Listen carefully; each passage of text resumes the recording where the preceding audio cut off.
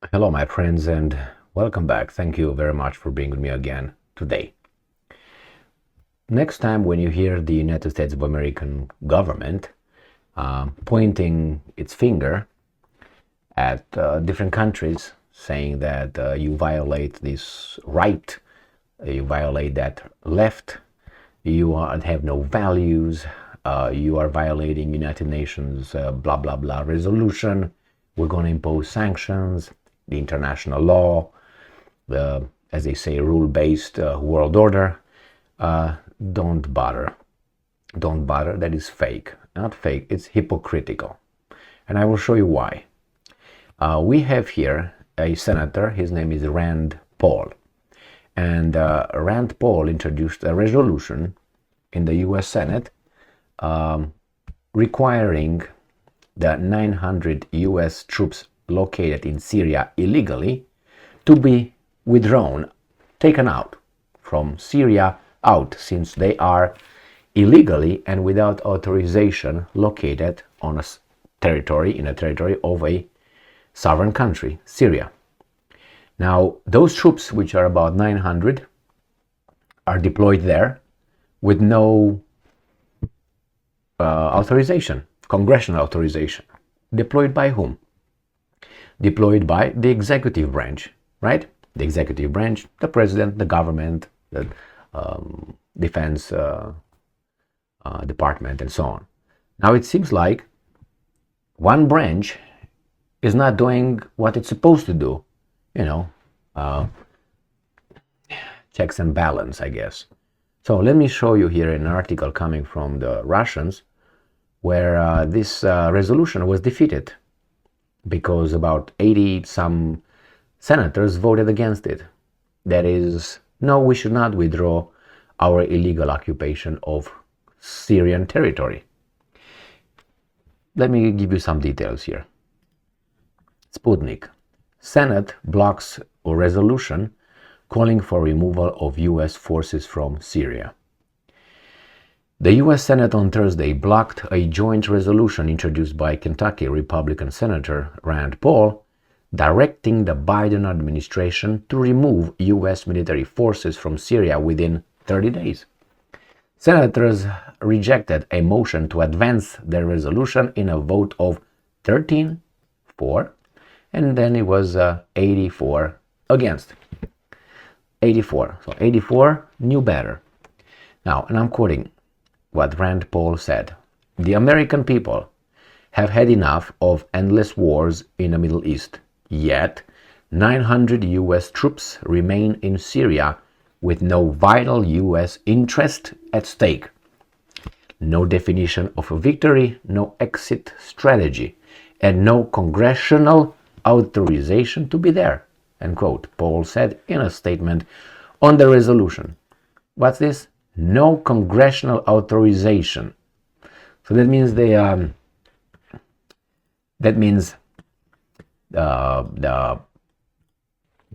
executive branch is not listening, right? The legislative branch, and it seems like you have a chain of command, or at least a way that all this system, the three branches of the government here, judiciary, legislative, and executive, should work together, checks and balance. And this? No. Someone is not doing what it's supposed to do, which is ask for the congressional authorization. Probably it would have gotten the authorization, but still, they avoided that and they did whatever they want. That is like, for instance, the police department, law enforcement would refuse to go and, arrest someone, even given an arrest warrant signed by a judge. So they refuse to follow, to do their thing, what they're supposed to do. Now, what is this? How do you call this? It can't be called a system, a good system, or at least the people are corrupt. How would you call? Because how do you call this kind of situation? Let's see what else the article is saying here. Remember, those 900 troops are illegally deployed on a sovereign country based on a war that some over there decided we are fighting. And in the name of our country's war that we decreed we fight without the congressional authorization, we deployed troops over there. Now, if that is okay for some, then I would like to note that then it is fine for others to do the same thing. There is any other country has the same right to decide that they fight a certain war against something that they consider is vital to their national interest or whatever justification. And let's say they find that the war must be fought in the United States of America. Do they have the right to deploy troops here? And in the meantime, suck some oil out of US's soil. Do you think that the Americans will say, well, touche, it is just a reciprocity here. If we are allowed to do it, it's only just that you also are allowed to do that. Do you think they will do it? No, of course. So that tells me these guys are hypocrites. And the fact that they are on that territory and violate the sovereignty of a sovereign state, independent state, that you might not like. It doesn't require your, approval or my approval. That state has its own people, and they solve the problem like you solve it in your family. You don't need a neighbor to come in your house and solve some problems because he feels like. Has no authorization, has no jurisdiction. Nevertheless, the neighbor is stronger, so that's his authorization. So let's see what else these guys are saying in this article. The resolution will direct the president to remove U.S. troops from hostilities in or affecting Syria within 30 days of adoption, unless a declaration of war or other authorization for use of force was enacted by Congress. They don't have that. So they don't have that authorization. Thursday's resolution was the second time this year that anti-interventionist, pro-America First Republicans in Congress have attempted to force the Biden administration to pull U.S. troops out of Syria.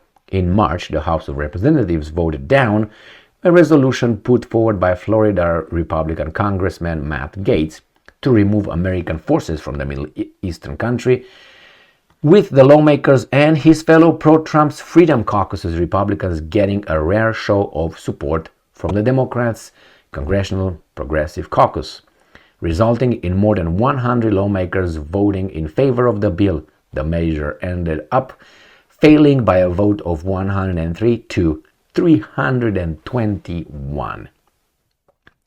So U.S. forces have occupied the oil and food-rich northeastern third of Syria since 2017 and have engaged in the smuggling of billions of dollars worth of Syrian oil out of the country to enforce a strategy by Washington to try to economically suffocate the government of President Bashar Assad into submission.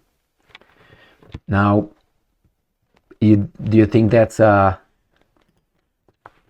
if we pretend that we abide by international law, and we have a certain kind of law-based, rule-based world order, by morality, by justice, that is wrong. That is wrong what these guys are doing over there in Syria. And still, they have a lot of support. Where is that oil going?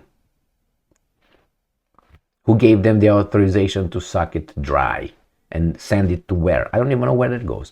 On what kind of markets? Who manages that oil? What companies, what private companies manage the oil under the guard of the U.S. military? We pay for the U.S. military, supposedly from our taxes. What companies benefit from Syrian oil guarded by us? Is that oil coming to us? Is that looting? What is it? What is that? Well, this is the level of the American system. A branch of the government says you towards another one, and so on, and it's back and forth.